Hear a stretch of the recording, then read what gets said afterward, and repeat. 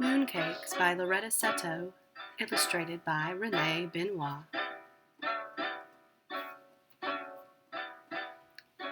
Tonight the moon shines like a polished pearl, round and fat. It glows bigger and brighter than I've ever seen.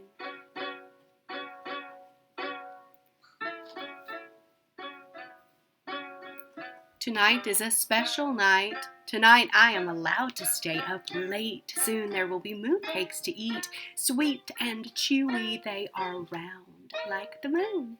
They make a circle for me and Mama and Baba. They make a circle for my family. Outside we light paper lanterns.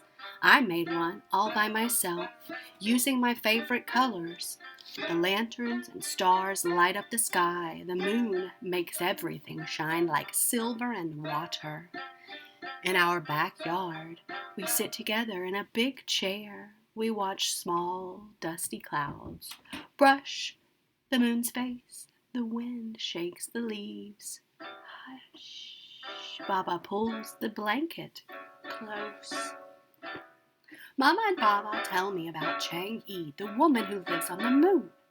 Long ago in a world that had 10 suns in the sky, and it became too hot and dry, the Jade Emperor asked his most skilled archer, Hu Yi, to help. Hu Yi aimed high and far. He shot down 9 of the suns, and the world became safe again. As a reward, Hu Yi wanted the elixir of eternal life, but Hu Yi was not a good man.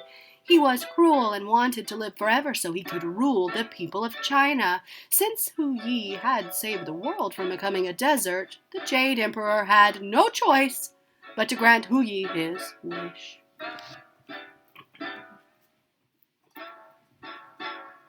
Hu Yi's wife Chang-Yi knew of her husband's unkind ways, and she took the elixir from Hu Yi and ran away. Hu Yi chased Chang-Yi across the land, over the rivers, valleys, and mountains until the harvest moon rose high above them.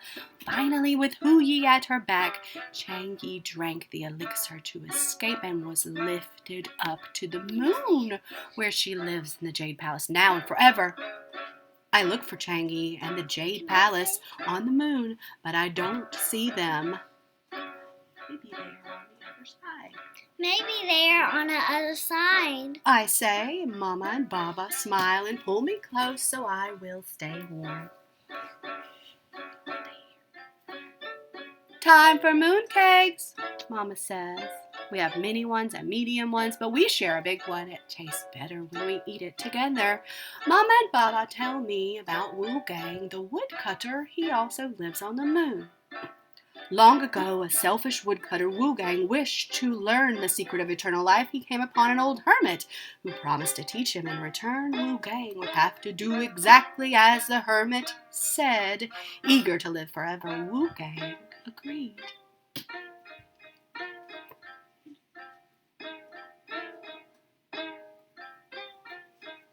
But Wu Gang was a lazy man. Each time the hermit asked Wu Gang to complete a task, Wu Gang would grow bored or tired and take a nap. Angry, the hermit revealed his true identity, the Jade Emperor. Wu Gang was scared. He begged for one last chance. The Emperor took Wu Gang to the Jade Palace, his garden on the moon. There stood a large cassia tree. To live forever, Wu Gang would have to chop it down. The Emperor warned Wu Gang that if he stopped working even for a moment, he would wither away and die.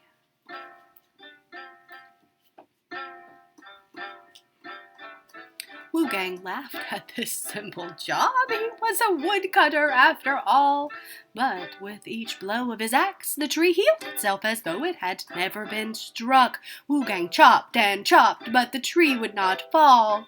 To this day, Wu Gang is on the moon, still chopping and filling the air with the scent of cinnamon from the freshly cut cassia tree.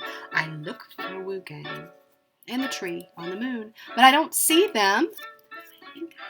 I think I smell cinnamon. I say. Mama and Baba smile, and Mama tweaks my nose.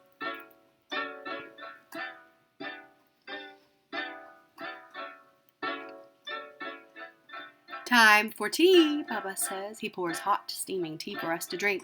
Mooncakes and tea are better than mooncakes alone. Mama and Baba tell me about Jade Rabbit. Long ago, 3 moon magicians wanted to test the goodness of the animals on earth, and the magicians returned themselves into 3 poor old men and pretended to beg for food. When they asked Fox, he gave them red berries from his den. When they asked Monkey, she gave them guavas pulled down from her tree. But when the moon magicians asked Rabbit, he had nothing to give. Instead, Rabbit offered himself to the magicians for them to eat.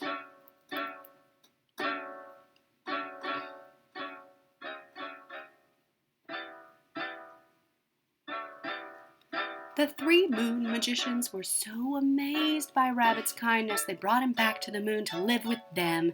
Rabbit became known as Jade Rabbit, and he still lives on the moon and brings food to those on Earth who need it. I look for Jade Rabbit on the moon, but I don't see him. Does Jade Rabbit bring us mooncakes and tea too? Does Jade Rabbit bring us mooncakes and tea too? Mama and Baba smile and press their cheeks against mine.